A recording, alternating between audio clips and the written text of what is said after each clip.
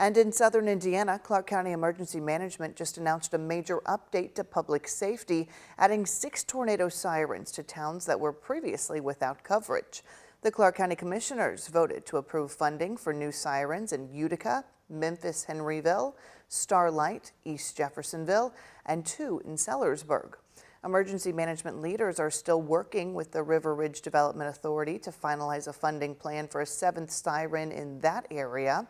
Once the contracts are finalized, it'll take about 4 months to get all of the new sirens installed. The EMA director, Gavin Hebner, says that the goal is to have those sirens in by the end of this year.